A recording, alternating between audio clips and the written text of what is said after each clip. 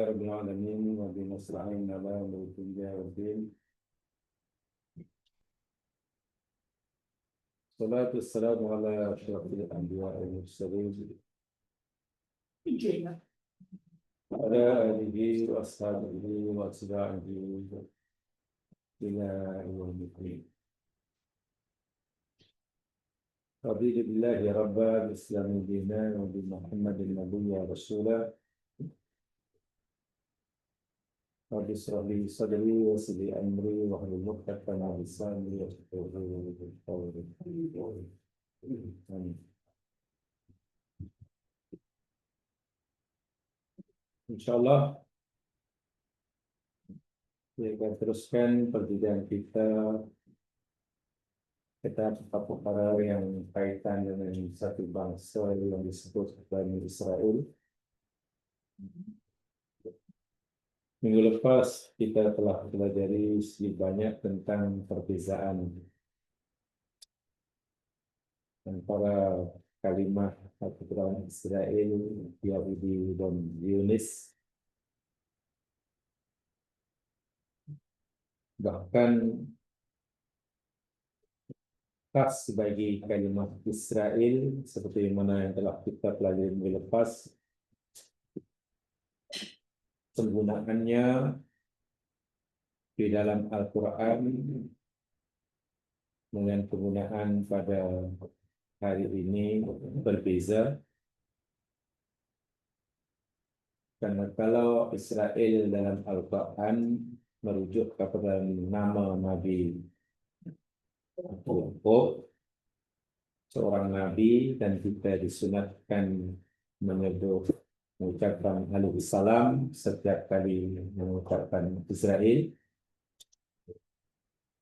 Tetapi kalimat Israel dalam penggunaan kita sehari-hari, hari ini, bahkan di akhir dunia sebagai nama negara haram yang dituduhkan oleh Zionis. Sehingga dari sisi psikologi orang Islam yang mungkin agak serba salah nak sebut Israel hari ini. Kalau ikut agama kita sebut Israel alaihi salam, kan? Itu kalau agama. Tapi kalau ikut penggunaan kalimah Israel hari ini, karena yang merujuk pada negara yang diasas oleh Zionis, mana pula Muslim. Jadi bilang satu taktik Yahudi yang sangat-sangat licik sehingga membuat orang Islam serba salah. Itu seelok-eloknya semua umat Islam menyebutnya negara Zionis Yahudi. Itu lebih tepat daripada negara Israel. Walaupun mereka kata negara Israel, di UN pun diakui sebagai Israel State, itu masalahnya. Tapi kita nak sebut negara Israel adalah negara Zionis Yahudi. Untuk kita itu lebih tepat. Sebab Israel yang mana? Yang kita disunatkan mengucapkan alaihi salam. Tapi takkan tiba-tiba orang Israel alaihi salam. Nanti kita tangkap sama Jabis, kita kata gitu. Sinilah jadi kita semua Islam terperangkap. Dan ini tentulah kelicikan mereka untuk memperdayakan orang Islam. Dan itu bukan satu-satunya cara, termasuk cara yang lain. Contoh, mungkinlah majoriti umat Islam bila sebut Masjidil Aqsa, biasanya yang tergambar, yang terbayang dalam fikiran dia apa dia? The yellow Dome of Rock kan? Bahkan bukan itu Masjidil Aqsa. Bukan itu. Tapi dalam itu taktik Zionis Yahudi. Sehingga itu langsung tak diusik, bahkan diperindah. Kalau kotor dibersihkan, sentiasa nampak cantik. Karena memang tahu orang Islam pikir Masjid Aqsa itu. Jadi bila tengok itu, oh tak terusik, alhamdulillah tak terusik. Oh bukan itu Masjid Aqsa. Masjid Aqsa yang asli yang dipanggil Masjid Kibli yang ada di bawah Masjid Aqsa yang sekarang. Ya. Di bawah. Dan situlah dulu Nabi sembahyang menghadap itu apa namanya Dome of the Rock itu.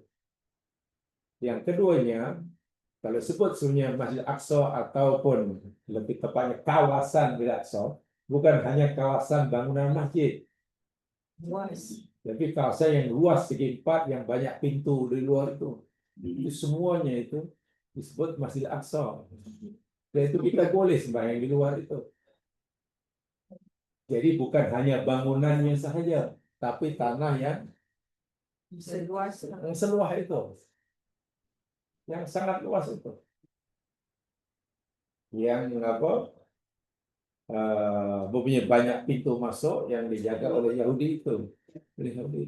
Tapi itulah liciknya Yahudi. Disebut Yahudi digambarkan bahkan ramai orang simpan gambar Yahudi mesti yang Dome of the Rock. Wah itu betul-betul kelicikan Yahudi. Sehingga orang Islam tak merasa Masjid Aqsa yang yang dipertahankan tak terusik karena yang cantik sentiasa dijaga. Wah itu bukan Masjid Aqsa. Itu panggil apa namanya Haikal Sulaiman dan pada zaman dahulu dipanggilnya. Ya. Masjid Aqsa kalau merujuk pada bangunan, yakni bangunan yang di bawah tanah, yang asal atau yang sekarang dipakai itu, atau kalau merujuk pada tanah, jadi kawasan segi empat yang sangat luas itu, sangat luas. Bahkan termasuk disebut Masjid Aqsa termasuk yang sekarang menjadi apa namanya gereja yang diagung-agungkan oleh orang Kristen, orang tempat Nabi Isa diangkat ke langit, termasuklah kawasan apa namanya building wall, dinding ratapan Yahudi untuk ketuk-ketuk, Sempadan tulis. ketuk-ketuk dari dia. Kawasan Baitul Maqdis itu, Baitul Maqdis, bukan Masjid Aqsa ya. Ada Masjidil Aqsa, ada Baitul Maqdis itu luas. Jadi Allah Akbar. Kita sudah terperdagangkan 2 kali. Yang ditonjolkan hanya ya Dome of the Rock yang hanya beberapa meter persegi. Ya. Sehingga ramai orang simpan inilah gambar Masjid Aqsa. Mana gambar yang seperti itu? Jadi ada istilah Masjid Aqsa, ada istilah Baitul Maqdis, kan? Ada istilah Haikal Sulaiman, Dome of the Rock. Bahkan kalau istilah Al-Quran, Al-Ardul Muqaddasah yang kita pelajari minggu lepas. Itu lagi luas. Tapi Al-Muqaddasadah hanya menjadi sejarah bagi kita dan juga bagi orang Yahudi. Karena walaupun pada mulanya Al-Muqaddasah Allah peruntukkan buat mereka, tapi mereka tidak mau menerimanya, tidak mau merebutnya. Akhirnya Allah tarik balik grantnya, bukan sehari dua, tapi muharramah. Allah haramkan hingga bila-bila, itu hukuman pertama. Hukuman kedua, mereka dibingungkan oleh Allah selama 40 tahun. Dan itu sejarah yang sudah berlaku ribuan tahun lagi. Dan kalau berdasarkan ayat itu, orang Islam yakin bahwa bangsa Yahudi, jenis Yahudi ini, ada hak untuk memiliki tanah walaupun sejengkal tanah di muka bumi untuk mereka duduk. Maknanya di mana saja Zionis Yahudi duduk, istilahnya sebagai orang yang menumpang. Numpang karena Allah dah haram kan. Jadi haram itu mana dah tinggal di manapun menumpang, bukan pemilik. Bukan pemilik. Itu keyakinan kita sebagai orang Muslim. Sebab itulah mereka diancam oleh Allah yang kita tidak pelajari hari ini dan mungkin agak program kajian. Ada 3 janji atau sekaligus 3 ancaman Allah Subhanahu Wa Taala kepada bangsa Yahudi. Ini yang kita hendak pelajari. Ada 3 janji atau 3 ancaman, peringatan keras Allah Subhanahu wa taala kepada bangsa Yahudi. Sedia maklum, bangsa Yahudi daripada dahulu lagi yang juga disebut bangsa yang berdarah dari Israel. Mereka merupakan bangsa yang sering kali mengingkari janji, bangsa yang selalu merasa kedudukannya, darjahnya lebih tinggi bandingkan bangsa lain, bangsa yang mendakwa mereka ini adalah anak-anak kepada Allah. Oh. Yahudi kan mendakwa mereka ini anak kepada Allah, abnaullah, bangsa pilihan. Ini bangsa pilihan, dan itu semua dalam Al-Quran. Tapi semua itu dinafi oleh Allah SWT dalam Al-Quran, kitab suci terakhir. Bahkan bangsa Yahudi oleh Allah diberikan 3 peringatan atau janji sekaligus peringatan keras di dalam Al-Quran. Mari kita pelajari ayatnya ini, mungkin agak panjang makan masa. Kita rujuk surah Al-Isra. 3 janji dan 3 peringatan keras itu Allah sebutkan dalam surah Al-Isra ayat 4, 5 dan seterusnya. Kita baca 4, 5 dahulu.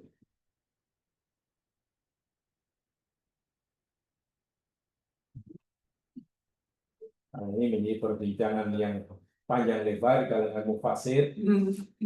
Ada mufasir mutaqaddimin, mufasir dahulu, atau mufasir mutaakhir. Ahli tafsir dahulu dan ahli tafsir kini berbeza pendapat dalam menafsirkan ayat ini. Yang dijanji Allah dan peringatan Allah. A'udzu billahi minasy syaithanir rajim. Wa qadayna ila bani Israila fil kitab. Wa qadayna, dan kami telah tetapkan. Qada. Mana itu? Ayat 4. Ayat 4. Ayat 4. Ayat 4 dan 5 bukan. Ingat apa beliau? Ayat 4, 5 dan seterusnya. Ingat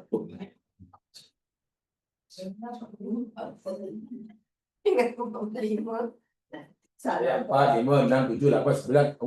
Kamu berapa juta itu nanti?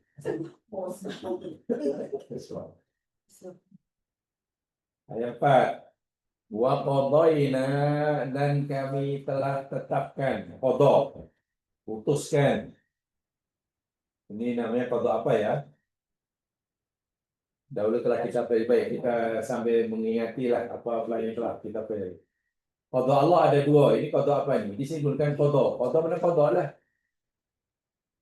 Kami telah tetapkan, kami telah tentukan, kami telah putuskan. Keputusan atau kata itu namanya qada. Qada Allah ada berapa? 2. 1.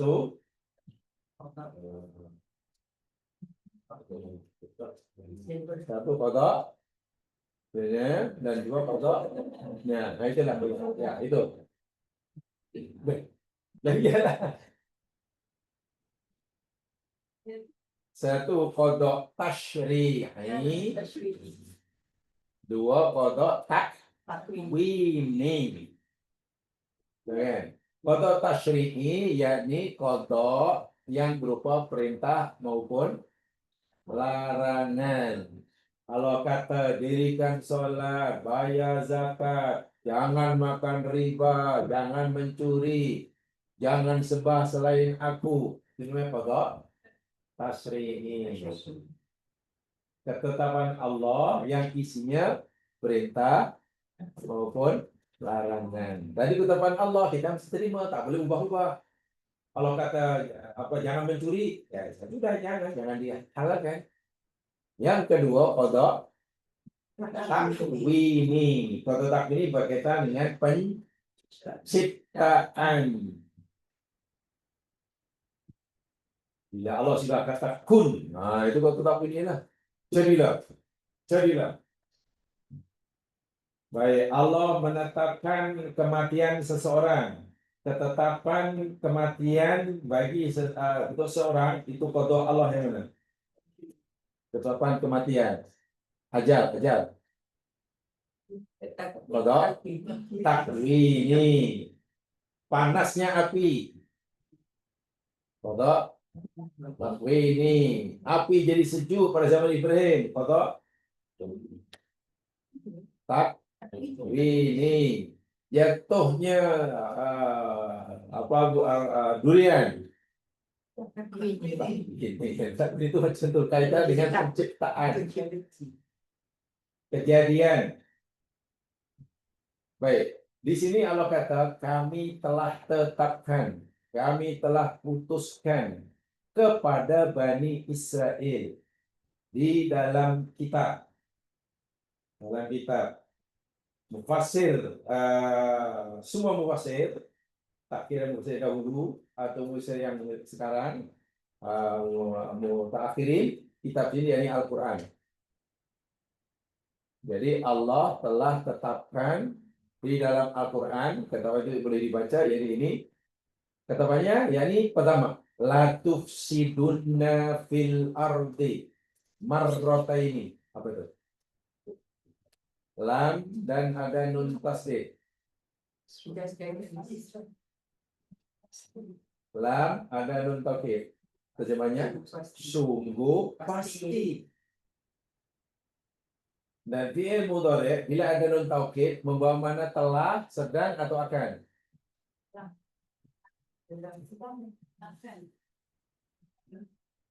Fi'il mudhari bila ada nun taukid di belakang ada nun tasdid itu.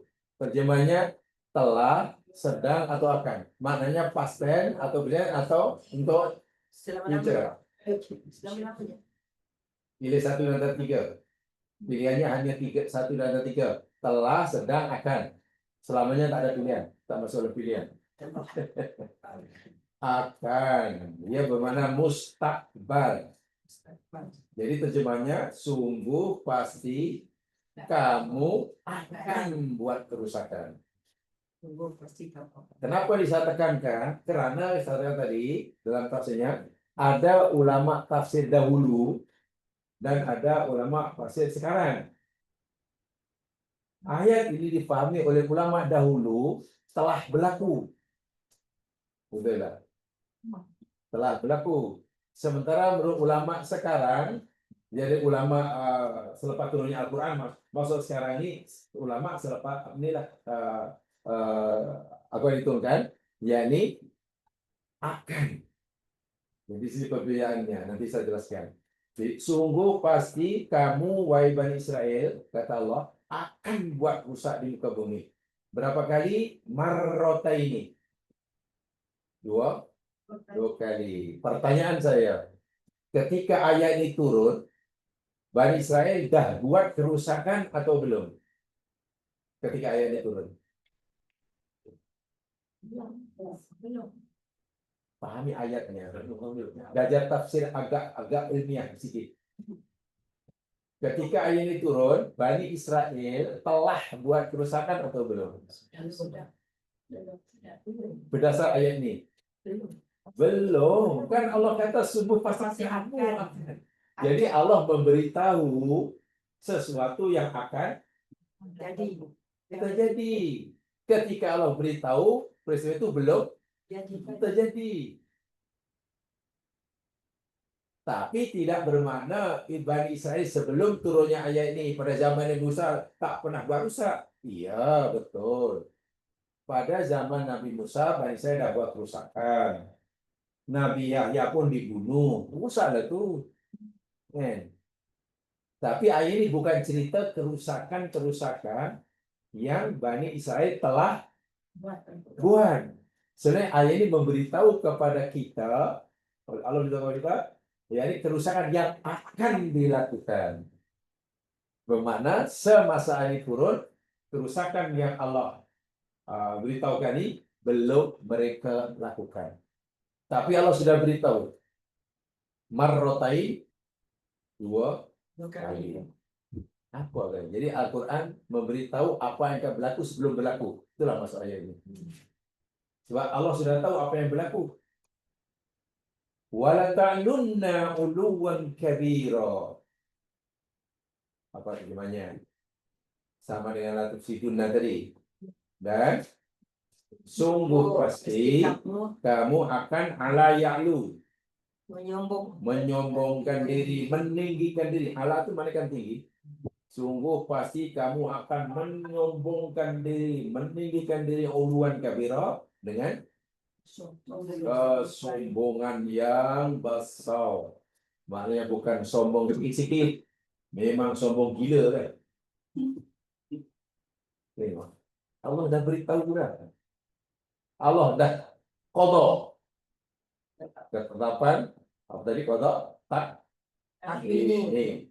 Jadi ini janji Allah, betul janji Allah karena Allah telah memberitahu kepada kita apa yang belum berlaku kan janji. Tapi isinya bukan hanya janji, sebaliknya peringatan dan amaran. Ya. Bahkan kalimat berjanji ini biasanya digunakan pakai untuk benda baik atau baik? Janji. Tak, perkataan berjanji. Berjanji. Baik kan? Ada. Saya berjanji pada awak, saya nak ketuk kepala awak besok. Tak sesuai kan? Berjanji mesti untuk benda yang baik. Tak ada. Saya berjanji pada awak dan saya akan tunaikan. Esok saya nak ketuk kepala awak. Tak ada kan? Nah, jadi itu saya katakan. Walaupun nampaknya janji, tapi ia bermaksud amaran, peringatan. Tapi kenapa dikatakan janji? Kerana Allah cerita apa yang akan berlaku. Tapi hakikatnya adalah amaran, peringatan yang keras. Baik, itu ayat 4. Ayat 5, kita baca dulu ayatnya. Fa idza jaa wa'du ulahuma wa idza jaa wa'du ulahuma, maka apabila jaa telah datang wa'du ulahuma, janji ulahuma, yang pertama. Yang pertama tadi ada berapa janji? Dua. Ada dua. Dan ini janji yang pertama. Yang pertama. Maka datang janji yang pertama, ba'atna alaikum. Kami bangkitkan. Ba'atna, kami utuskan, kami bangkitkan alaikum atas kamu ibadallana, hamba bagi kami. Berarti betul-betul ba'atha, mengutuskan, betul? Ya. Belakang ada kalimat ala, alaikum. Ya. Ba'atha, belakangnya ada alaikum kan pasangannya ala. Jadi Ada bahasa ila. Ini maknanya berlawanan nih. Kalau bahasa ala apa kerja Melayu? Di situ kami mengutuskan ala atas kamu. Kalau bahasana ila itu kami utuskan kepada kamu. dalam bahasa Melayu ada tak perbezaan maksud? Saya tak kata perbezaan makna memang satu ala atas, yang satu kepada. Perbezaan maksudnya. Yang betul macam mana? Kami utuskan ke atas kamu atau kami utuskan kepada kamu? BM yang betul, BM standard, BM SBM yang lulus. Kepada. So ila. Dalam bahasa Arab digunakan tak? Kami utuskan atas kamu. Atas. Tak ada ya? Tapi bahasa Quran dua-dua ada. Nah, disinilah perlu kita cermat Al-Quran ini. Kalau bahasa Allah itu kan yang diutus itu berupa siksaan. Sementara bahasa ilah yang Allah antar itu berupa rahmat, nikmat. Jadi itu tidak ada dalam terjemahan. Kita tahu kalau kita pelajari.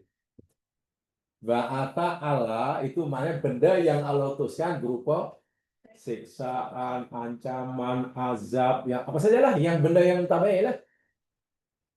Tapi kalau bahasa ilah yang diutuskan oleh Allah itu rahmat, kebaikan. Sebab itu ketika Allah cerita mengutuskan Nabi, para Rasul, Allah akhirnya gunakan kalimat mana? Mesti ilah. Nanti ya bahasa Quran. Itu tak akan jumpa dalam terjemahan apapun. Sebab satu alasan kepada lah. Bahasa Melayu hanya kepada. Atas lah ada. Itu masalahnya. Jadi di sini Allah berjanji dalam arti kata karena Allah nak beritahu apa yang berlaku, tapi dia isinya ancaman. Ancaman karena ba'asna alaikum.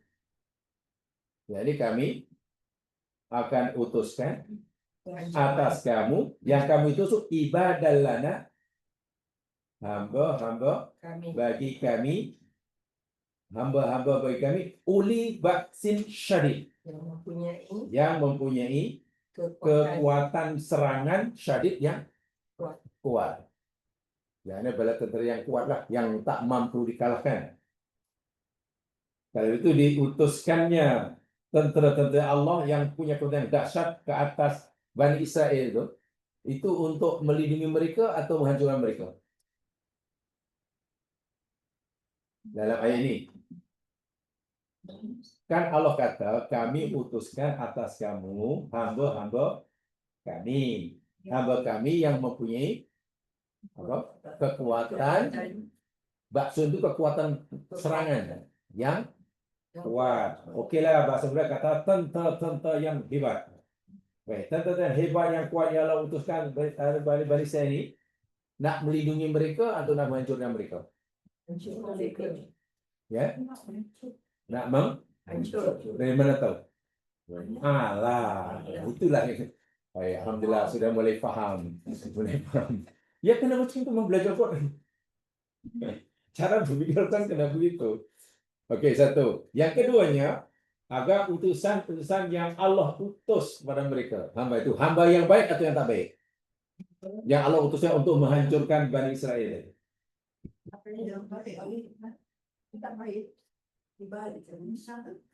Hamba-hamba Allah yang punya kekuatan yang dahsyat, yang Allah utuskan untuk menghancurkan Bani Israel. Hamba-hamba Allah yang itu hamba yang baik-baik atau yang tak baik? Yang mana? Kalau itu, yang baik atau yang tak baik? Yang baik. Jawaban paling selamat yang dua itu pasti itu jawaban paling selamat. Tapi dalam perpustakaan tak lulus. Garanti dalam perpustakaan tak lulus, tapi paling selamat. Multiple choice A atau B, dua-dua. Apa sih tak lulus lah? Pasti tak. Yang baik. Mereka yang baik. Yang tak baik. Ada yang kata tak baik, ada yang baik. Jawabannya betul.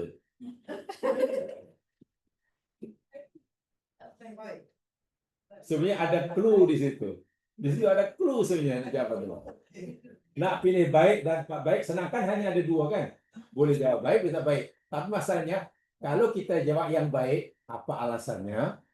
Kalau jawab yang tak baik, apa alasannya? Itu yang pelajarnya di situ tuh sebenarnya. Yang tak baik. Yang baik tak baik? Tak baik. Yang tak baik. Tak baik. Baik? Tak baik. Tak baik. Tak baik. Yang Bani Israel yang nak dihancurkan mesti baik kan? Bani Israel yang jadi mangsa tak baik kan? Karena dia ni hamba-hamba Allah yang Allah utus untuk hantam mereka, hancurkan mereka. Baik atau baik? Baik. Utusan Allah. Dari mana kita tahu baik? Di situ ada kalimat ibad. Dulu pernah kita pelajari juga. Apa mufradnya? Mufrad apa mufrad? Kalau satu apa? Abdul. Abdun. Terus satu abdun. Mufrad. Jamaknya boleh ibad, boleh abid. Masih ingat ini?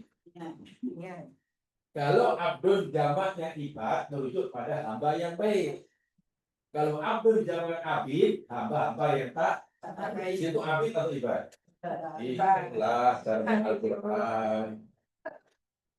Memilih baik tak baik, senang kan hanya dua. Baik. Apa alasannya? Jangan agak-agak. Alasannya Quran begitu. Cluenya ibad.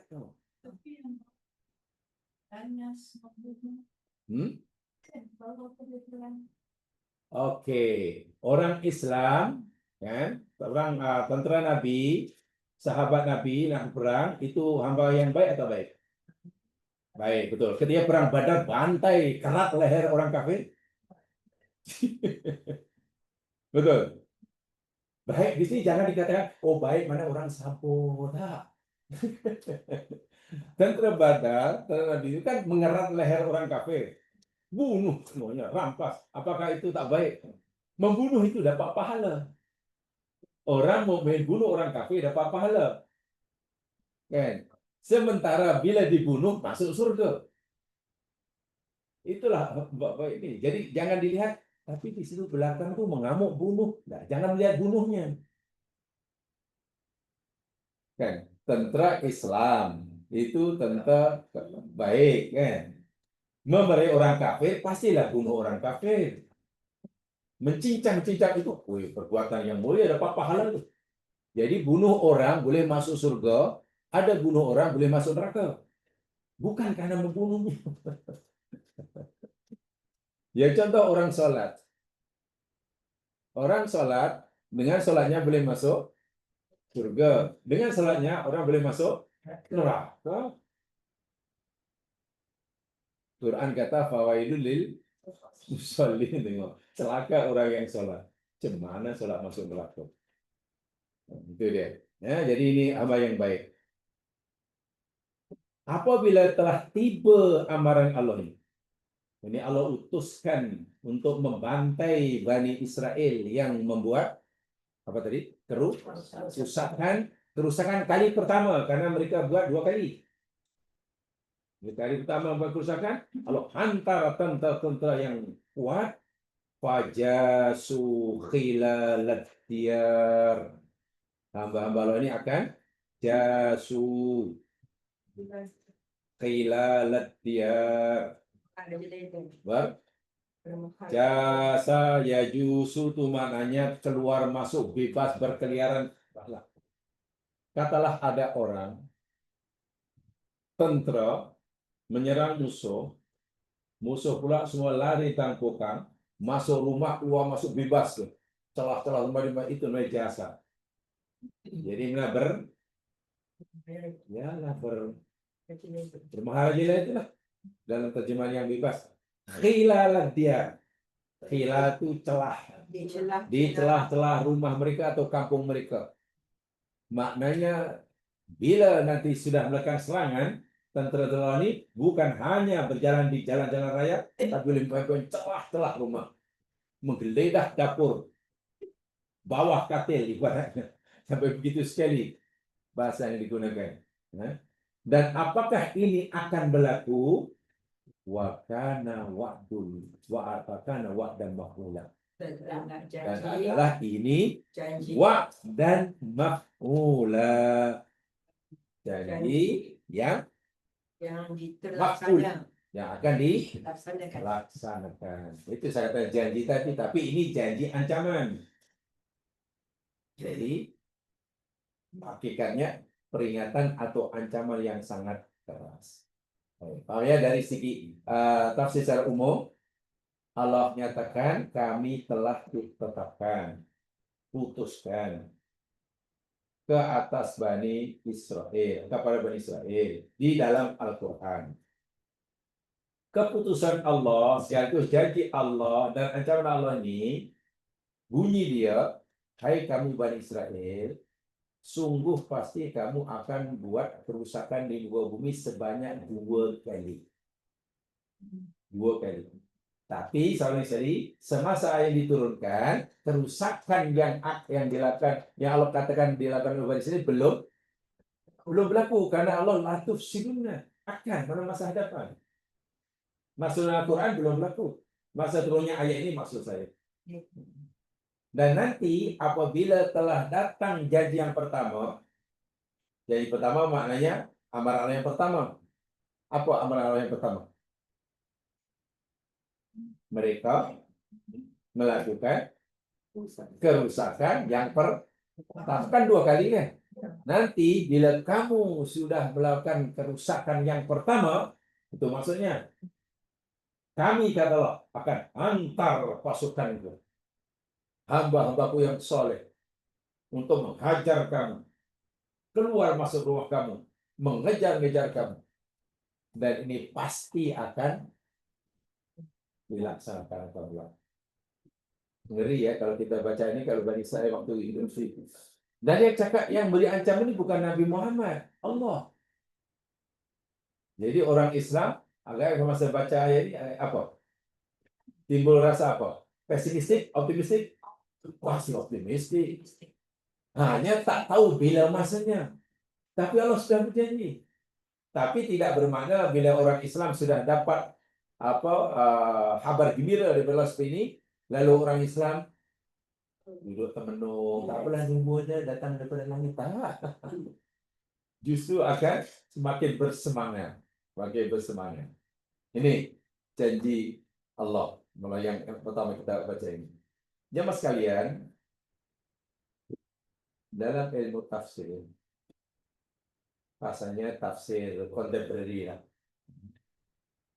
ada istilah tafsir eskatologi. Pernah dengar? Tafsir eskatologi. Eskatologi. Dulu kami belajar namanya eskatologi. Indonesia dipanggil T, sini G, bahasa British kan, teknologi kan, teknologi ya, teknologi, sosiologi. Kalau bahasa kami dahulu teknologi, teknologi, eskatologi. Logi itu logos, logos itu ilmu pengetahuan. Eskato itu yakni masa depan. Jadi tafsir eskatologi maknanya yakni satu ilmu, bidang ilmu yang mengkaji tentang kehidupan masa depan atau nasib sesuatu akhir zaman. Bagaimana nanti bumi ini akhirnya? Bagaimana nanti nasib bangsa ini suatu hari? Bagaimana nanti nasib si fulan ini kemudian hari? Nah, tafsir atau maklumat yang mengkaji tentang kehidupan, nasib seseorang atau bangsa ataupun apa saja bumi masa hadapan, bukan yang lepas. Itu namanya tafsir eskatologi. Eskatologi. Dan Quran banyak sekali. Contoh, ketika Abu Lahab masih hidup, segar, sehat, walafiat. Tiba-tiba Allah turunkan ayat tabat yada. Isi surah itu tentang apa dia? Kandungan surah itu berkaitan dengan apa? Memberitahu kepada umat Islam seluruhnya, termasuk Abu Lahab, akan nasib Abu Lahab kan?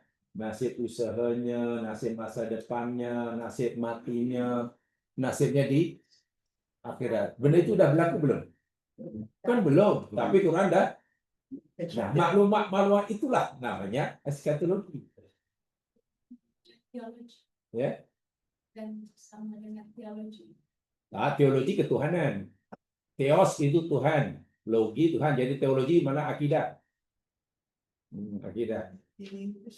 Tentang masa depan, kehidupan masa depan, masuk alam gaib. Ilmu yang berkaitan maklumat tentang alam kubur, alam barzakh, alam itu namanya eskatologi. Abu Lahab tahu tak surah tu untuk dia? Sorry?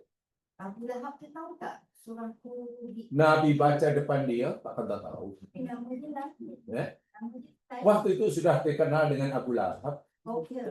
Okey. Takkan dia tak mengaku setiap dipanggil Abu Lahab. Memang dia declare sebagai Abu Lahab. Iya.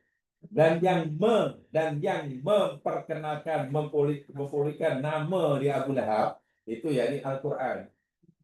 Semenjak itulah orang Muslim panggil dia Abu Lahab. Kenapa Allah bagi nama Abu Lahab? Ada dua rahsia menurut para ulama. Pertama, kalau memang berkaitan dengan fizikal dia, fizikal Abu Lahab. Keadaan zahiriah, keadaan fizikal Abu Lahab ini memang orang yang sangat handsome. Handsome, super handsome. Bisa. Ping-ping. Mukanya memancau-mancau. Memancau-mancau itu dalam bahasanya lahap. Lahap itu macam-macam. Memang bersinar-bersinar. Menjadi memang membuat wanita untuk gila-gila lah. Jadi banggalah dapat gelar Abu Lahab. Abu pula maknanya bapa. Cuma bapa menyala-nyala. Luar biasa itu. Nama sebenarnya ini Abdul Uzza. Abu Talib bapaknya bagi nama Abdul Uzza. Hamba kepada patung Uzza. Yang kedua rahasianya, yakni tentang nasibnya kelak di akhirat. Kan saya setelah naron data lahab juga. Nanti di akhirat dia akan dibenamkan, dimasukkan, dicampakkan dalam api yang lahap. Lahap apa tadi? Seakan awak memang orang handsome, memancau-mancau, tapi tak ada dimanfaatkan di akhirat pun kamu akan disambar oleh apa yang memancau-mancau. Dan itu belum berlaku. Abu Lahab masih hidup. Lebih kurang masih ada 3 tahun campur masih ada 12 tahun daripada turunnya ayat itu hingga Abu Lahab mati 12 tahun. Ya. Dan betul-betul apa yang Allah sebutkan dalam Al-Lahab berlaku sebagaimana yang. Jadi Allah telah memberitahu apa yang akan berlaku sebelum ayat-ayat macam inilah ayat eskatologi. Eskatologi itu macam ni kalau dalam tafsir.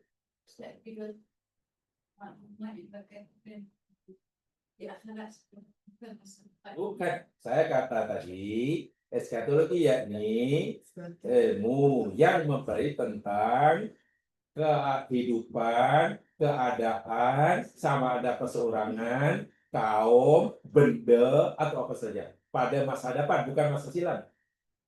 Bukan masa silam. Boleh, tak apa, boleh besok. Ya contoh ini, contoh yang sedang kita belajar ini, yakni janji Allah pada Bani Israel. Ini di mana nih berlaku kisah ini? Di bumi kan? Jadi istilah masa depan itu yakni waktu selepas sekarang. Nah, itu bahasa mudahnya. Ayat ini masuk dalam KTPS. Iyalah.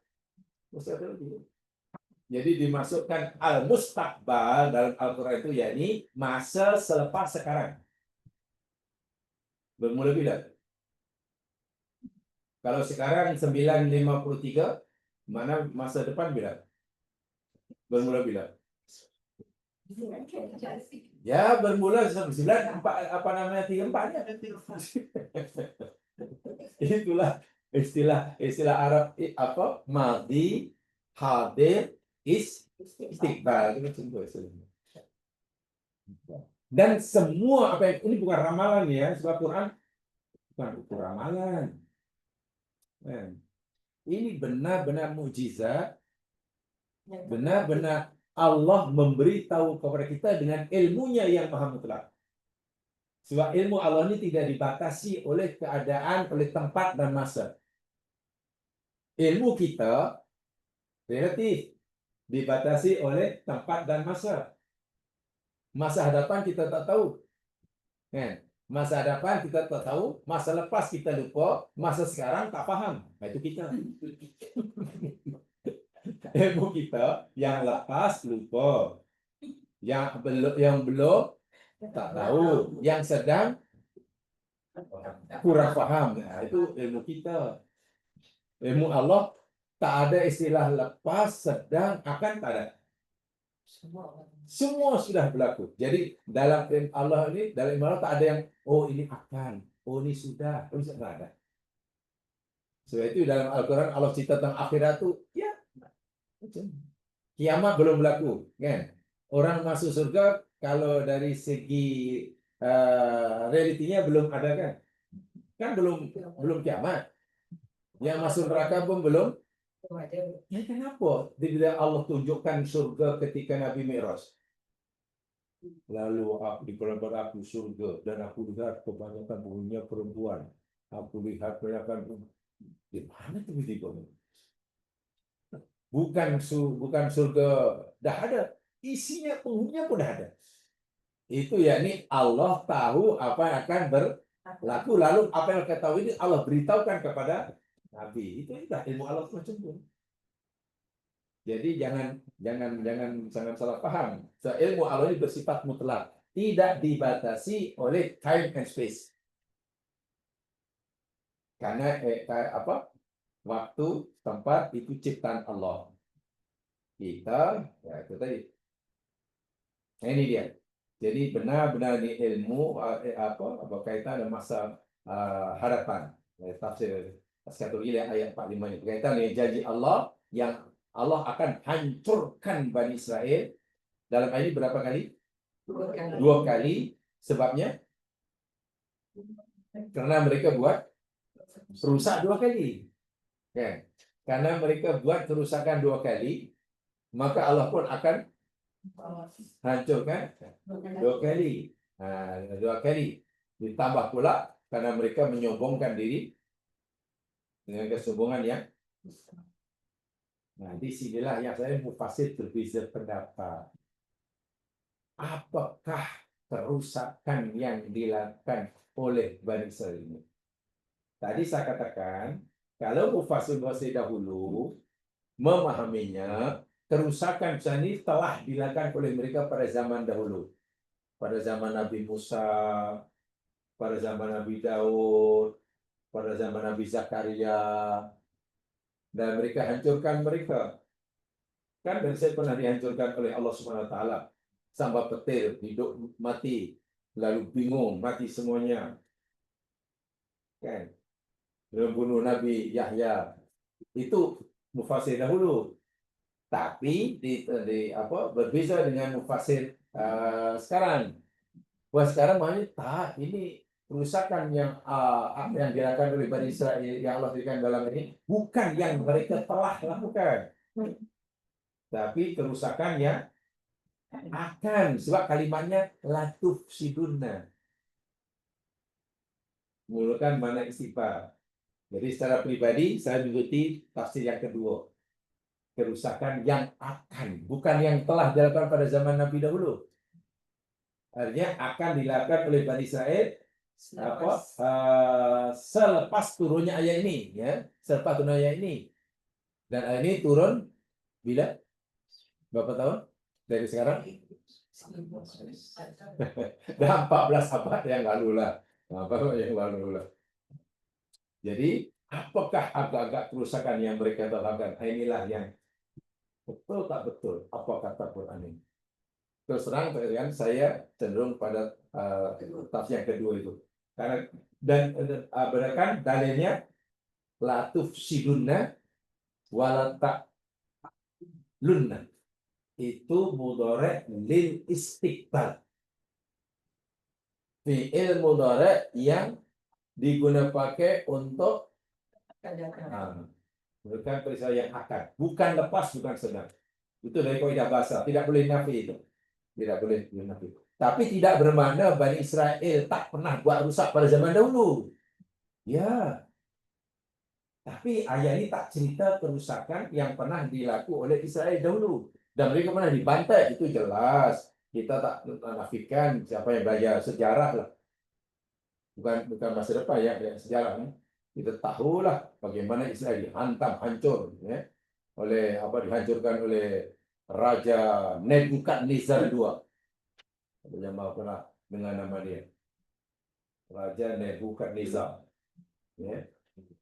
Apa orang sini Pak panggil apa? Nebukadnezar kan? Ya, raja daripada Mesopotamia.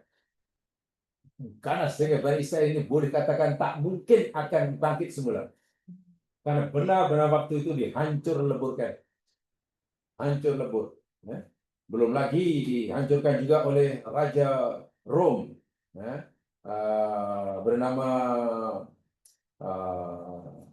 Titus. Raja Rom, bernama Titus.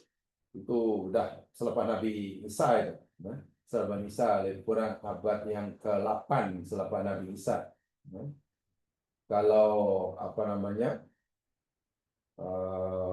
Nebukadnezar itu sebelumnya yang sudah sangat hancurkan. Belum lagi pada zaman Nabi Daud mereka ditindas, dijajah oleh Jalut. Kalau jangan baca surah Al-Baqarah, di sana ada Jalut dan Tolut. Barulah Bani Israel boleh akan merasakan keamanan. Mereka lah selepas Allah lantik panglima mereka namanya Tolut, berjaya mengalahkan Jalut. Sebelum Tolut jadi panglima mereka, yang Bani Israel jadi orang yang dijajah puluhan tahun, dihancurkan oleh Jalut. Jalut terkenal kan? Tidak Jalut. Orang putih kata Goliat. Jalut. Goliat. Tak apalah, saya belajar tafsir. Jalut, Quran kata Jalut. Saya tak mau ikut Mas Saleh. Maksud kalau Quran ada, jangan ikut Mas Saleh. Itu salah satu keyakinan diri orang. Kalau orang mukmin tak ada keyakinan diri, bahaya. Saya masih ingat dulu guru saya sampai pesan, kalau itu milik orang Islam dan itu jasa orang Islam, kamu mesti sebut dengan nama yang orang Islam bagi. Walaupun mungkin orang tak ramai menggunakan. Saya masih ingat guru saya cakap, dia punya rasa bangga lah sebagai orang Islam. Bagi contoh waktu itu, itu satu pulau kecil di antara Afrika dengan Eropa, Jabal Tariq. Nama bukit itu Jabal. Nama bukit Jabal, pulau kecil itu ada bukit. Orang yang pertama singgah di situ namanya Tariq bin Ziyad, panglima perang yang diangkat oleh Umar untuk membebaskan Spanyol. Jadi sebelum pindah ke Spanyol, singgah di situ, menyusun siasat. Tariq tidak beri nama, tapi sarjana Islam apa kagak nama tempat itu ya? Orang pertama yang singgah namanya Tariq bin Ziyad. Di situ ada bukit namanya Jabal. Orang pertama yang itu namanya Tariq. Jadi Jabal Tariq. Maksal ini angkuhnya luar biasa. Nak sebut Jabal Tariq, malu. Jadi agar dunia itu meyakini yang seolah-olah dia berjasa, jadi Gibraltar. Saya ingat guru saya benar, jangan sekali sebut Gibraltar. Itu milik kita. Itu nama kita. Sebutkan Jabal Tariq. Walaupun mungkin hanya kamu katanya. Tapi tak apa sebut Jabal Tariq. Karena itu bukan yang kita ada rasa bangga sebagai orang Islam. Jangan. Tapi tidak mudah kan, karena memang bangsa Asia kan, khasnya Asia Tenggara kan bangsa yang dijajah. Biasanya orang yang dijajah ini rasa rasa proud itu kurang. Sentiasa mendewa-dewakan yang menjajah. Jadi jiwa hamba abdi itu tahu kuat. Saya ingat guru saya berusaha itu. Walaupun nanti kamu hanya seorang, sebut apa nama itu? Jabal Tariq. Tapi ya tak laku, lalu tak ada lah orang ikut. Kan tak glamour, Jabal Torre. Gibraltar, Gibraltar. Wah itu pelat tuh. Gibraltar itu orang bahasa Arab tak fasih. Gibraltar. Dan banyak sebenarnya, sangat banyak orang Islam atau orang yang paling banyak jasanya pada dunia perubatan, yaitu sarjana Islam. Namanya Ibnu Sina. Itu jasa luar biasa sarjana Muslim ini. Dia mengarang buku tentang teori-teori formula-formula perubatan. Nama buku itu diberi nama Midad Sina. Midad itu dakwah. Dakwah. Kan tinta. Sina itu Ibnu Sina lah. Midad Sina. Mak Saleh angkuhnya luar biasa. Midad Sina. Medicine. Kurang asam. Saya ingat dulu ketika belajar tafsir berkaitan dengan ini sosiologi ini. Saya tekankan, jangan sekali-kali itu. Sehingga nanti kita, kalau tidak, nanti kita kenal yang itu jasa orang Islam. Kita dengan senang dan bangga pula menyebut istilah mereka. Kalau itu bukan milik kita, silalah ikut nama dia, tapi itu milik kita. Itu untuk membangkitkan rasa apa ya? Dalam bahasa Arab dipanggil aizzatun nafsi. Rasa yang kita ini punya harga diri, punya kemampuan. Sehingga apa yang jadi hak kita, sebenarnya kita pertahankan. Jangan dirampas, kita biarkan dan kita itu apa? Kesannya besar tuh dalam dunia pendidikan kanak-kanak tuh. Ya, sangat-sangat besar. Sangat besar. Sehingga hari ini boleh lihat seakan-akan semuanya milik Barat, datang dari Barat, seakan-akan. Walhal pengasasnya yakni tok nenek moyang orang Islam. Bukan sedih sekali ya. Dirampas gitu. Baik, ya mas sekalian, contoh ya yang mufasir berpendapat. Pendapat pertama tadi saya katakan bahwa ayat ini merujuk kepada kerusakan yang telah dilakukan oleh Bani Israil pada masa dahulu. Di kalangan mufasir yang punya kefahaman itu, yakni contohnya Imam At-Tabari. Di dalam mufasir adalah Dr. Wahbah Suhaili, Syekh Tantawi, Fakhruddin Ar-Razi, Al-Maraghi. Ini mufasir yang punya nama besar dalam tafsir, ya, berpendapat ini merujuk pada peristiwa yang dah berlalu, yang dah lalu dahulu, yakni dengan kejahatan yang dilakukan oleh. Adapun mufasir seperti mana Syekh Mutawalli Sya'rawi, sarjana Mesir yang terkenal itu dalam tafsirnya juga, Syekh Abdul Muiz, Abdul Sattar, Abdul Karim Khatib, Profesor Mustafa Muslim meyakini bahwa ayat ini merujuk kepada apa yang akan dilakukan oleh Bani Israel.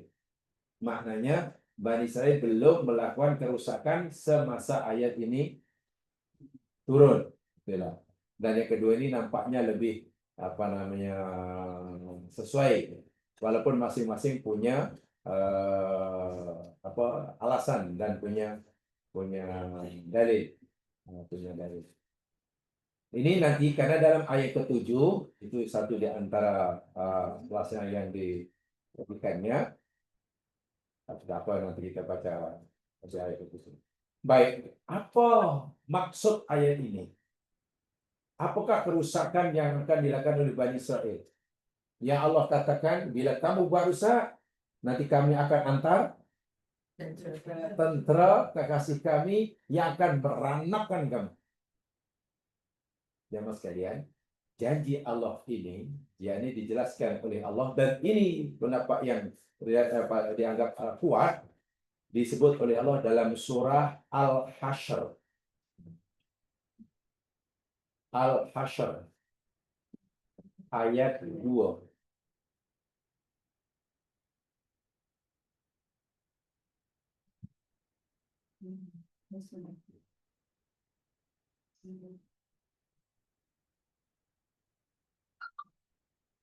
Karena begini ya, ayat yang kita baca tadi, surah Al-Isra itu yang sekalian, itu turun di Makkah. Maknanya sebelum Nabi hijrah ke Madinah. Oke, sebelum Nabi hijrah ke Madinah. Sebelum orang Islam mempunyai kekuatan, bayangkan. Di Makkah orang Islam lemah. Tak ada merdeka, tak merdeka. Diserang oleh orang kafir pun, Allah hanya suruh mereka bersabar. Boleh katakan orang Muslim ketika di Makkah sebelum hijrah, orang Muslim ini yakni sangat lemah. Tapi Allah sudah turunkan ayat ini. Itu kan, Masya Allah, gimana ya? Berani agak-agak. Kalaulah ini karangan Nabi Muhammad, karangan Muhammad, beranikah Nabi Muhammad mengeluarkan statement seperti ini pada Bani Israel? Yang waktu itu di Makkah, dengan orang kafir pun tak mampu, apalagi menghadapi Yahudi. Ada dalam sejarah, bangsa yang lemah mengugut bangsa yang kuat. Kalau ada agaknya macam mana? Katalah Ethiopia mengugut pada Amerika. Amerika, kalau engkau tidak berhenti, aku ranakkan negeri kamu. Hanya Amerika macam mana? Mendengar suara Ethiopia. Awak ni gila tu mimpi. Mungkin ya di bom satu bom dah habis. Orang yang lemah tidak mungkin mengugut orang yang kuat. Tak mungkin.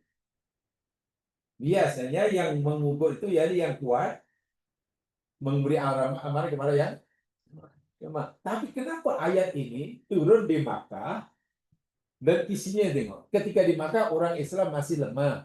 Oke. Belum ada tentara. Cerita pula tentang kekuatan Yahudi yang waktu menguasai Madinah. Ini bukti bahwa yang mengeluarkan amarah ini bukan Nabi Muhammad, tapi Allah yang mencipta alam semesta. Itu buktinya. Sebab tidak mungkin seorang Nabi mempertaruhkan ada seperti ini. Ya, tak masuk di akal. Tak masuk di akal. Karena orang Islam masih di Makkah lemah sebelum hijrah ke Madinah. Dan orang mukmin baru punya kekuatan yang lebih setelah mereka hijrah ke Madinah. Jadi itu. Dan bangsa Yahudi melakukan kerusakan pertama sebelum atau selepas ayat ini, kalau gitu. Selepas ayat ini. Jadi bila Yahudi melakukan kerusakan selepas ayat ini, pada saat itu orang Islam dah punya kekuatan atau belum? Kalau gitu.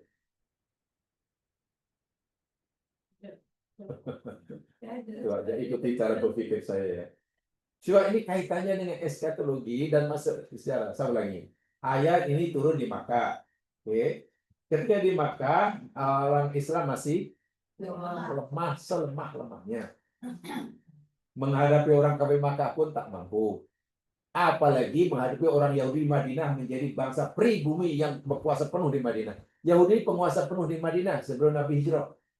Iya, orang yang sangat berkuasa di Madinah. Kemudian setelah Nabi dan sahabatnya hijrah ke Madinah, Nabi dan sahabatnya orang Islam baru mempunyai kekuatan dan sudah mulai merintis kekuatan. Semasa ayat ini turun, orang Yahudi belum melakukan kerusakan, betul ya? Paham di situ ya? Karena ayat ini latuk sidunna. Baik. Ketika Yahudi melakukan kerusakan, tapi selepas turunnya ayat ini kan, orang Islam waktu itu sudah punya kekuatan atau belum? Sudah. Dia masuk ke Madinah jadi kuat sebab tentera. Nah, orang Islam maknanya sudah punya kekuatan. Karena Allah kata seakan-akan pada saat engkau Yahudi buat kerusakan, Aku akan antar tentaraku yang sudah kuat. Dan itu orang Islam. Tapi masa turun ayat ini, orang Islam masih lemah, Yahudi sangat kuat, belum buat kerusakan.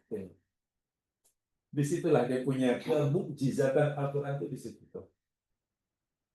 Jadi amaran keras bagi Yahudi, tapi tak tahu lah waktu Yahudi senyum sinikal ataupun gelak tertawa, tak tahu lah. Ini Muhammad tak apa-apa, dibantai orang kafir pun kecut. Ini memberi amaran pula kepada kita. Tapi orang mukmin karena yakin itu bukan ramalan Nabi, itu yang dijanji daripada Rabbul Alamin, ya, bersemangatlah orang mukmin. Di orang mukmin pada zaman Nabi ini imannya ditempa oleh Allah dengan berita-berita seperti ini. Mereka yakin akan janji Allah, tetapi walaupun tidak tahu bila janji Allah akan ya. Dan kita boleh bayangkan kalau kita hidup pada masa itu, pasti kita akan merasakan seperti itu. Sehingga rasa khawatir tak ada, yang adanya yakin. Karena Allah tidak mungkin mengingkari janjinya. Dan betul ya mas sekalian, setelah beberapa tahun di Madinah, turunlah ayat, atau lebih tepatnya ayat sahabat kita bacakan dahulu, surah Al-Hasyr ayat 2. Huwallazi akhrajal ladzina kafaru min ahlil kitabi min diyarihim. Dialah Allah yang telah mengeluarkan Allah ya. Kan yang berjanji itu Allah. Jadi yang melaksanakan pun Allah dah. Dialah Allah zat yang telah mengeluarkan, mana menghalau keluar orang-orang kafir. Bukan orang kafir musyrik Makkah, tapi orang kafir min ahlil kitab. Orang kafir ahli kitab mana Yahudi. Ini mana nih? Makkah atau Madinah agaknya nih? Madinah. Sebab di Makkah tak ada Yahudi. Nah, ini sudah turun di Madinah ini. Min diarihim. Allah halau mereka dari kampung, halau mereka rumah-rumah mereka. Suruh keluar. Wahal mereka di pribumi. Allah Akbar. Pribumi dihalau keluar. Yahudi pernah mengalami itu. Dan pengusiran Yahudi daripada Madinah dalam surah ini Allah nyatakan li awwalil hasri. Apa itu? Yang pertama. Bagi pengusiran atau ya pengusiran kali yang inilah pertama kali pengusiran yang dilakukan oleh orang Islam terhadap Yahudi, dan Yahudi mengalami pengusiran pertama kali inilah. Dan ayat ini turun selepas surah tadi, karena di Madinah. Jadi Islam menghalau mereka bukan tanpa sebab. Sebabnya telah dijelaskan oleh Allah dalam ayat surah Isra tadi. Karena mereka melakukan kerusakan, maka sebagai balasan mereka akan dihancurkan. Ma dhanantum ayyakhruju. Apa itu? Apa yang bersangka? Ma tidak. Kamu tidak menyangka, atau kamu tidak menduga, atau karena belakang ada an, kamu tidak yakin. Kamu ni kamu siapa? Kamu siapa? Kamu orang mukmin. Kamu ni orang mukmin kan jamak ramai. Kamu orang mukmin tidak menyangka atau tidak mengira atau tidak yakin ayat rujuk mereka keluar. Mereka siapa nih? Yahudi. Tengok, pada masa di Madinah orang mukmin tak terfikir langsung mampu menghalau Yahudi. Tak terfikir langsung Yahudi akan meninggalkan. Tak mungkin lah. Mana mungkin Yahudi dengan sukarela meninggalkan Madinah? Itu tanah dia. Bahkan orang lain langsung tak terlintas, tak berpikir yang mereka suatu saat mampu menghalau. Sampai begitu sekali keadaan waktu itu. Tapi apa sebabnya? Wadhannu annahum Dan mereka menyangka atau mengira atau yakin. Mereka siapa ni? Kalau kita nak faham Quran, kena tahu marjaknya. Domain-domain itu kembali kepada mana, kena tahu. Kalau tak tahu marjaknya, bingung. Tadi ada kamu, betul ada mereka. Siapa ni? Mereka Yahudi. Nah ini kena bagi tanda tu. Kalau tak tahu marjaknya ni, bingung. Dan mereka Yahudi menyangka atau mengira atau yakin bahasanya mereka Yahudi mani'atuhum husunuhum minallah. Mani'ah yang menghalang mereka. Mana akan menghalang? Yang menghalangi mereka daripada diusir husunuhum oleh benteng-benteng mereka minallahi daripada Allah.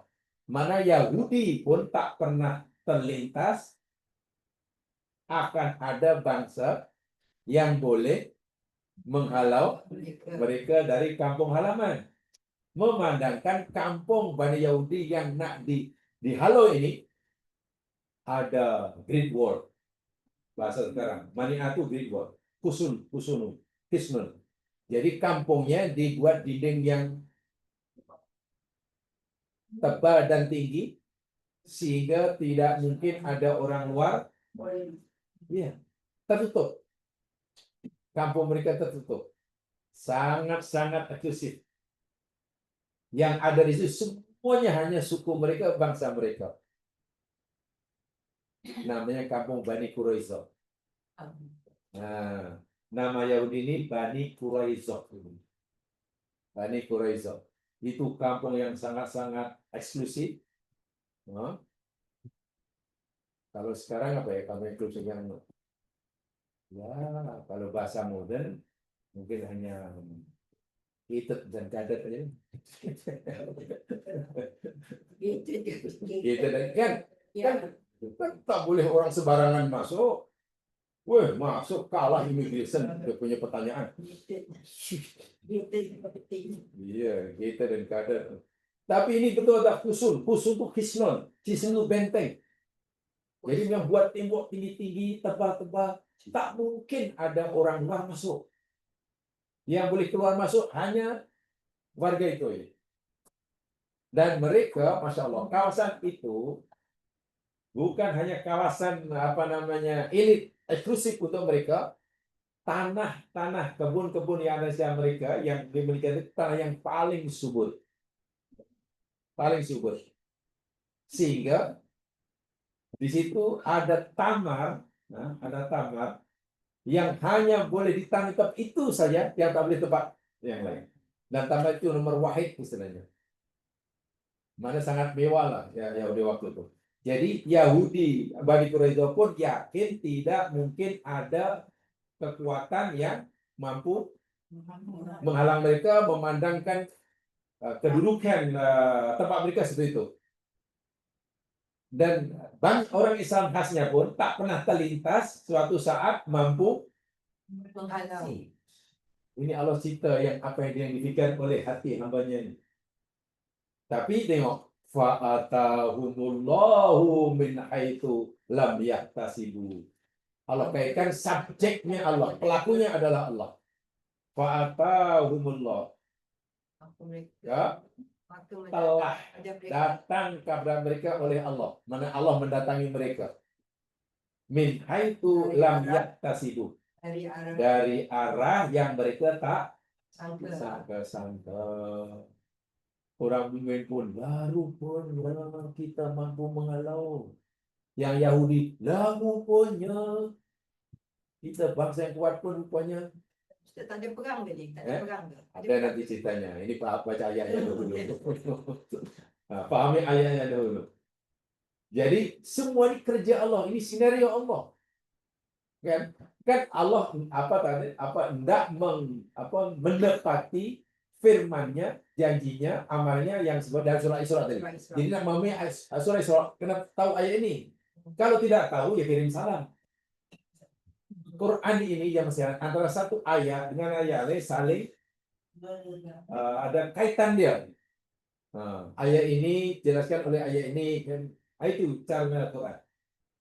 Kalau tidak, ya kita pemahaman kita nanti jadi apa ya? Jadi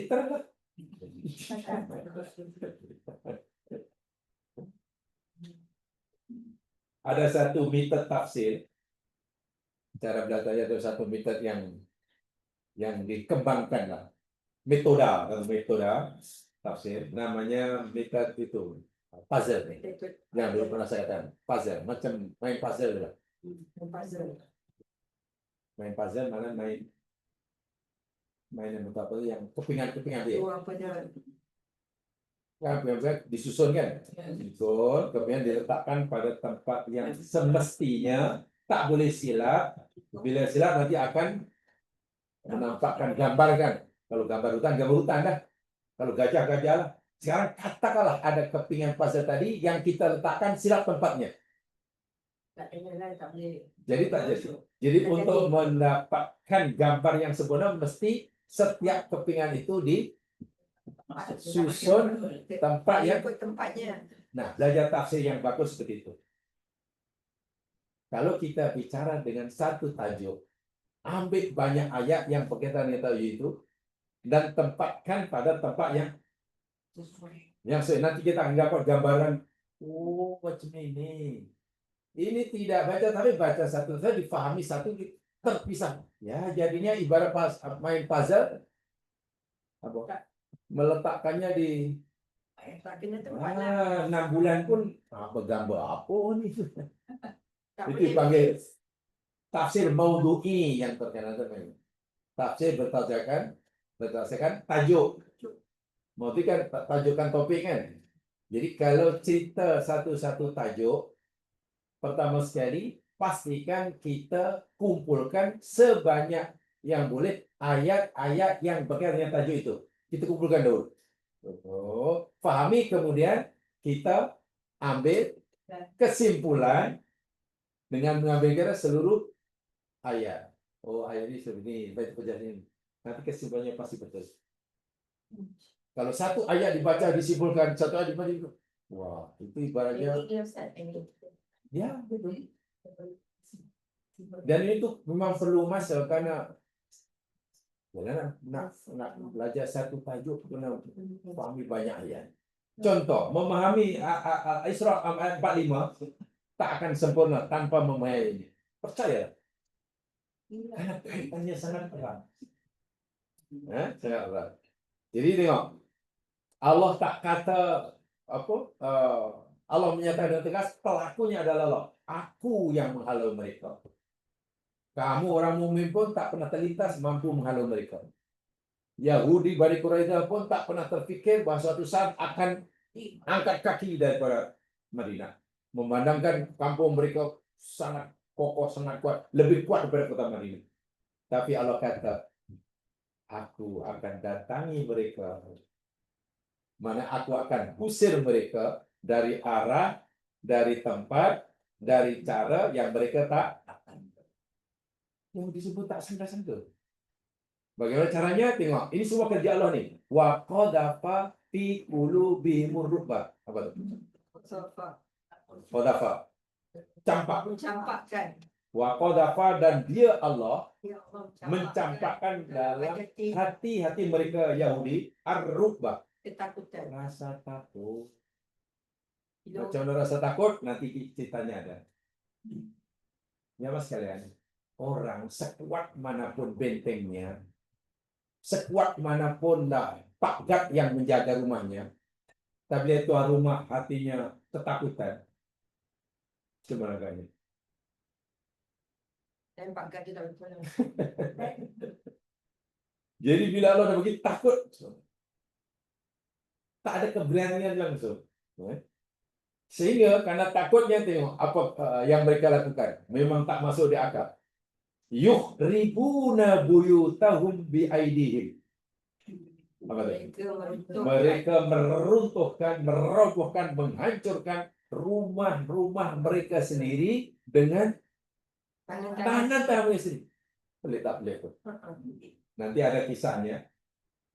sebelum mereka meninggalkan angkat kaki dari satu halaman yang turun temurun karena dihalau oleh orang mukmin, sebelum hari itu mereka provokasi di rumahnya, dihancurkan. Alasannya seperti mana zaman modern. Ya. Kalau aku tinggalkan rumahku dan elok semua, ya nanti orang duduk senang lenang, elok aku pecahkan aja dan kempunan dia orang.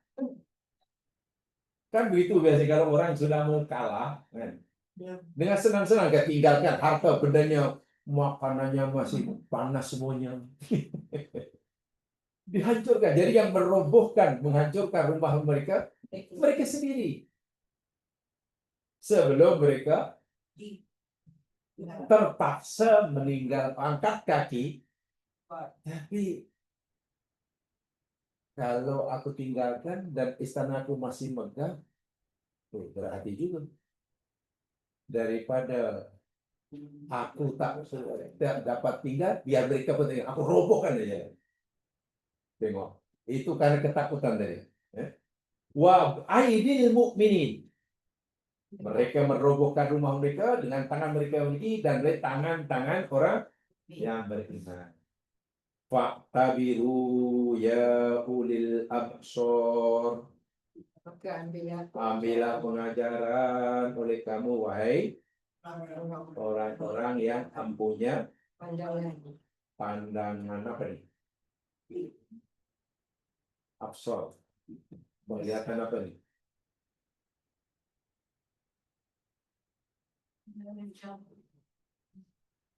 Penglihatan manusia ini ada berapa?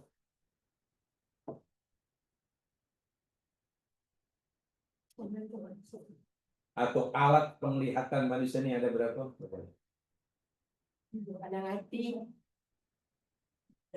Menurut Al-Quran. Karena kita belajar menurut Al-Quran. Kalau belajar yang lain, ikut yang lain. Menurut Al-Quran, pandangan manusia atau alat yang Allah berikan kepada mereka untuk memandang sesuatu, untuk melihat satu ada dua. Satu namanya basorun, kedua namanya basirah.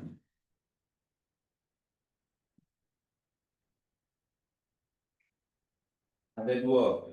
Kedua-dua itu maknanya penglihatan. Basorun itu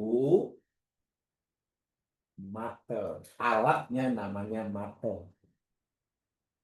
Nampak itu, nampak ini. Dan banyak dokter mata itu. Jadi dokter basor. Lagi mata kepala ya, mata fisikal lah. Yang kedua basirah, itu mata hati. Mata hati. Dan itu lebih tajam sebenarnya. Tapi perlu sentiasa dibersihkan.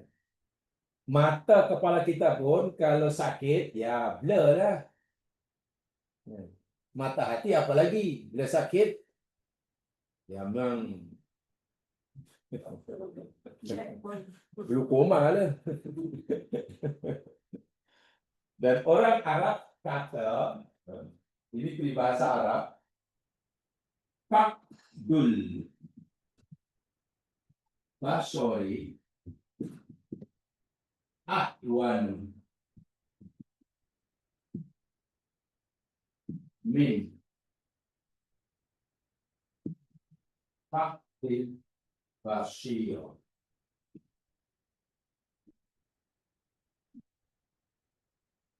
Ini pepatah Arab ya, bukan hadis.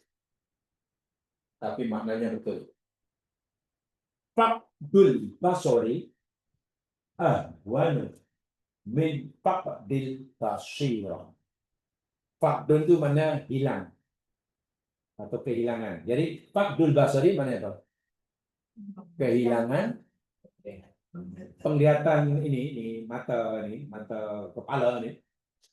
Ahwanu lebih mudah, lebih ringan risikonya daripada kehilangan mata hati.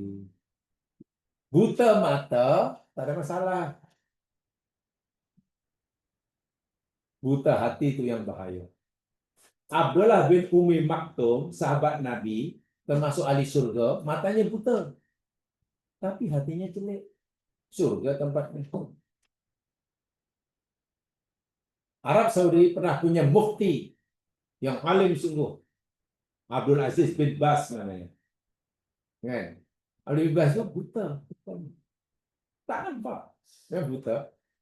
Tapi tengok alimnya. Tapi kalau orang sudah buta hatinya, walaupun matanya boleh melihat kuman, matanya boleh lihat nampak kuman, bayangkan. Tak payah pakai makroskop nampak kuman.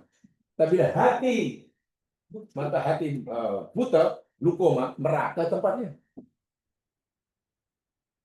Siratal mustaqim, tak tahu halal haram, tak reti, surga neraka tak faham, murka Allah tak reti, tak nikmat. Itu mana hatinya buta. Baliknya itu bilang dulu. Nah, jadi faqdul basari ahwanu min faqdil basirah. Basirah. Islam memberikan garis panduan untuk memastikan basirah kita tak buta. Maksudnya panduan itu. Walaupun Islam juga mengambil berat kesehatan basar, kesehatan telinga, kesehatan mata, kesehatan hidung, kesehatan lidah, jasmani itu dijaga. Ya, Islam bicara tentang kesehatan jasmani. Dalam Quran ada. Ada satu ayatnya pendek ya, tapi itu menjadi basic ilmu kesehatan apa dia agama. Ada yang tahu? Al-Quran bicara tentang ilmu kesehatan tubuh badan kita. Ayatnya pendek saja dan itu basic, tapi sudah melahirkan berbagai cabang ilmu dalam dunia kedokteran dan kesehatan. Quran kata kulu wasrobu walatus, itulah ayat kesehatan yang paling basic, yang maklumat yang Allah nak sampaikan luar biasa. Makanlah, minumlah, tapi jangan berlebih-lebihan. Itu basic ilmu kesehatan. Allah tak larang kita makan, suruh bahkan yang tak boleh. Kan itu akhirnya jadi kajian yang luar biasa. Kita perlu lemak. Pada kita ada lemak, susah aja. Tapi janganlah produk lemak berlebihan. Kita perlu makanan, dia kalau lapar. Tapi kalau banyak kita hanya perlukan 2.000 kalori, ya janganlah masuk 8.000. Itu aja, dan itu sehat. Ya, apa saja. Tambah lagi dalam ayat lain, kulu halalan thayyibah. Allah. Itulah ayat kesehatan yang sekarang sudah menjadi kajian ilmuwan sekarang. Lahir berbagai fakulti itu, pelajari itu aja dia punya. Nah, jaga kesehatan hanya perlu itu. Apatah lagi dalam hadis Nabi beritahu kita, perut itu adalah punca kesehatan sekaligus sakit. Maksudnya apa? Nabi tak kata perutnya. Benda yang masuk dalam perut itulah yang menjadi punca orang sehat atau orang sakit.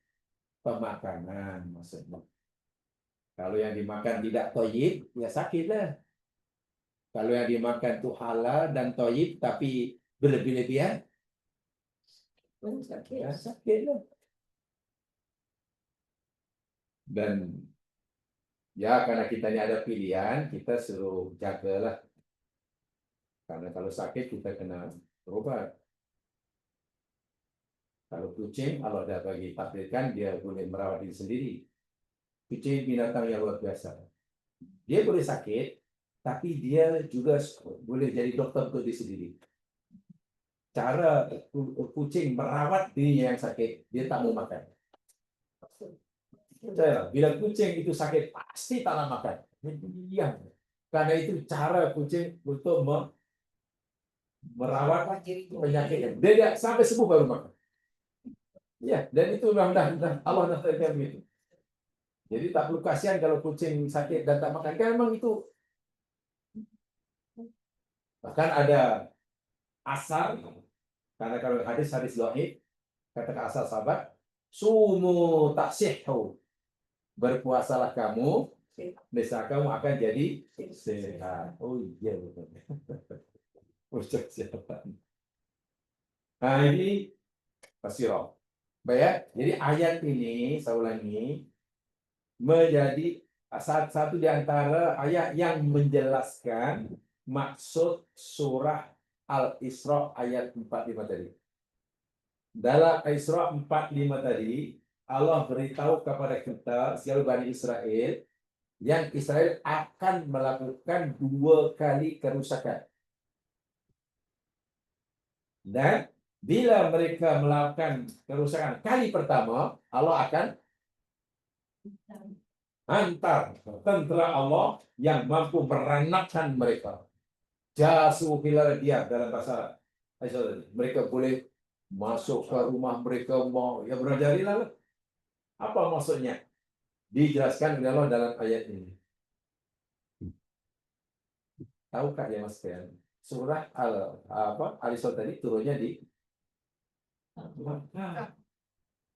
Di Makkah. Sementara surah ini Al-Hasr ini belakangnya saja ini, yakni belakangnya di Madinah, yakni selepas perang Badar, perang Uhud dan perang Ahzab. Tepatnya lepas perang Ahzab. Perang Badar sudah. Lepas itu perang Uhud. Lepas itu perang Khandaq atau perang Ahzab. Selepas berlaku perang Khandaq, perang Ahzab, ayat ini turun. Dan betul-betul terbukti apa yang berlaku, yang menimpa Yahudi Bani Quraisyah karena melakukan kerusakan, maka Allah antar, nanti ada kisahnya pada ayat. Ya.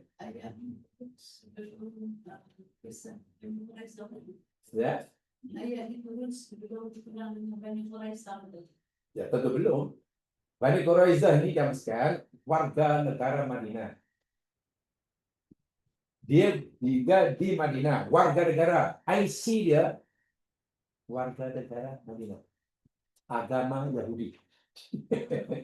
Iya, haknya sama. Dia ke situ ya. Iya, punya hak. Ya memang pribumi ya, Bang.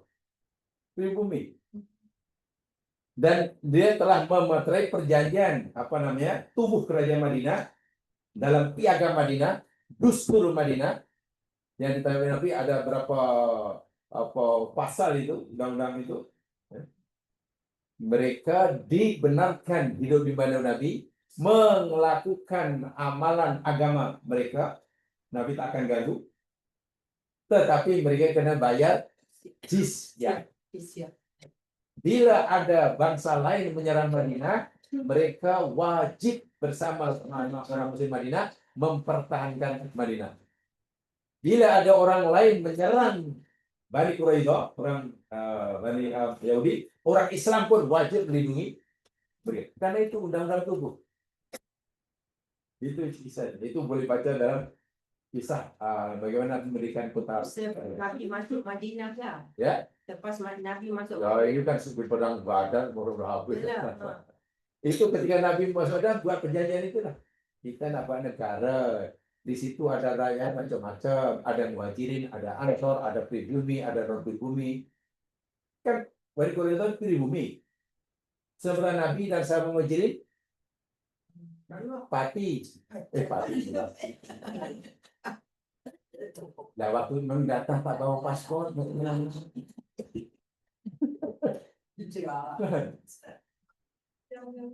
yang masuk dalam speaknya kan mereka berjemaran sebab Allah tarik balik gelang tanah. Itu cerita lama, tak ada kaitannya mah. Dia dah berpecah-pecah keliling, termasuk yang ini lah. Ya. Kan kaum Yahudi itu kan dah berserak-serak. Yang pasti semenjak Yahudi tanah yang Allah berikan ditarik balik, mereka mengalami diaspora. Dan tak tahu kemana perginya, yang pasti merata-rata di dunia. Boleh jadi bukan mustahil. Itu pasti logik tuh. Itu akibat logik. Akibat logik. Semenjak Allah haramkan tinggal Di mana-manapun di planet bumi. Sehingga mereka karena tak berjalan, tak ada hak, jadi ya mengalami diaspora yang merata-rata dunia, rata dunia. Dan baru mereka kumpul di Yerusalem pada tahun 1948 si British laknatullah bagi tanah bekas tuan-tuan tu lah, bekas tuan kita tu lah.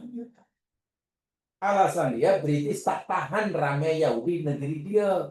Takutkan tuan. Ini apa Yahudi ini, jadi dengan cara halus, tak apalah, Yahudi, aku nak beli tanah tu, tanah kamu di sana tak. Dan British perjuangkan, waktu itu British kan negara yang kuat selepas Perang Dunia Kedua. Yang lain baru merdeka, masih lemah.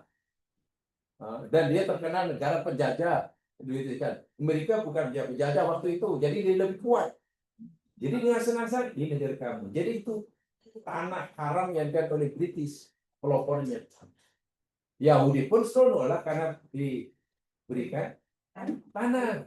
Nah, sebenarnya itulah baru Yahudi pada Yugoslavia, Yahudi pada Rusia berkumpul di situ.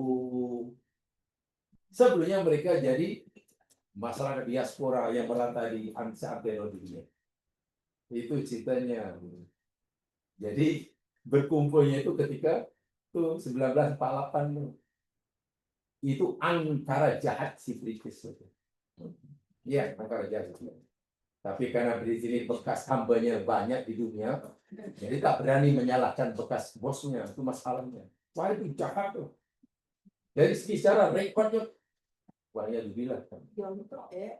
Jadi sampai sekarang tengok itu Yahudi punya, British punya kerja tuh.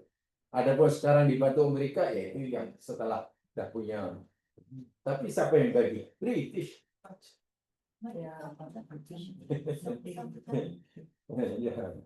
Tetapi jangan pesimistik dulu. Dengan asbab British bagi mereka tanah haram, sehingga mereka sekarang merasa berhak punya negara, kan mereka merasa berhak pada negara itu. Itulah justru itu nanti janji Allah yang ketiga nanti kita akan sampai. Ya, itu permulaan, kan janji Allah ada tiga. Ada tiga. Kita baru baca dua itu baru satu belum habis. Allah janji tiga. Tadi yang kita baca ayat yang itu ada dua janji tapi baru baca satu. Satu pun belum habis. Betul? Nah, begitulah maksudnya. Dan ini Masya Allah, ini berita baik bagi orang Muslim. Karena Allah telah beritahu kita bagaimana nanti nasib akhir, kehidupan terakhir bangsa ini macam mana. Quran sudah cerita. Ini adalah ayat-ayat tafsir eskatologi. Dan Quran menceritakan. Dan ada yang sudah berlaku, kan ada tiga janji kan. Ada yang sudah berlaku, ada yang belum berlaku. Yang Quran cerita itu.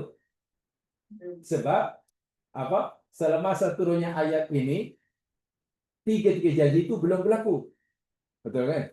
Selepas ayat itu turun, baru berlaku satu, dua. Ayat ketiga itu agak lambat, tapi pasti. Dan bila yang berlaku ketiga itu sudah diyakini oleh umat Islam, kiamat sudah hampir. Sekarang nunggu apa, Ustaz? Sekarang nunggu apa dah? Apanya? Yang kedua ke ketiga ke? Yang mana? Sekarang yang Lah, belajar satu pun belum habis, janji satu je. Kena paham dulu. Kalau paham nanti kita beritahu jawabannya. Cara belajar kena paham, biar kita ambil kesimpulan. Jangan terus kesimpulannya. Kata cikgu matematik, langkah kerja lebih penting daripada hasil. Itu kata dulu saya diajar hisab namanya, bukan matematik, namanya hisab. Namanya Pak Cikgu membangun cara langkah kerja menjadikan itu lebih penting daripada bisa hasil dia. Ada kawan homework semua betul. Betul. Tapi tengok langkah kerjanya salah. Jadi akhirnya cikgu ini syak. Ini jangan-jangan meniru atau demen. Tapi kalau langkah kerja betul, dia punya berapa salah, makanya tinggi. Nah, belajar demikian juga. Cara belajar yang sistematik itu jauh lebih penting dari kesimpulan akhir. Tapi kalau terus ambil kesimpulan, ya belajar berhenti. Wah, yang disuruh oleh lo belajar yang secara sistematik itu. Sistematik, dan kalau dalam bahasa kajian namanya bersifat empirik, sehingga kita akan mendapatkan hasil kesimpulan yang holistik dan komprehensif. Kalau tidak, ya mana ya? Susah. Jadi kena satu-satu. Ya memang begitulah. Kajian tuh begitu. Kalau mengkaji lah, kalau mengaji senang. Ya setengah jam 1 juzuk namanya mengaji. Baik, untuk sementara itu saja. Insya Allah kita akan teruskan, nanti kita habiskan nomor 1 dulu. Mudah-mudahan Allah SWT memberikan peluang para kita.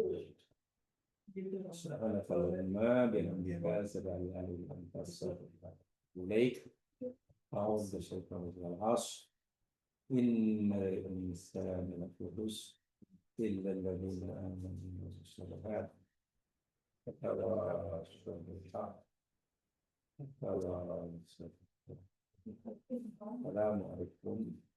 wabarakatuh. Waalaikumsalam.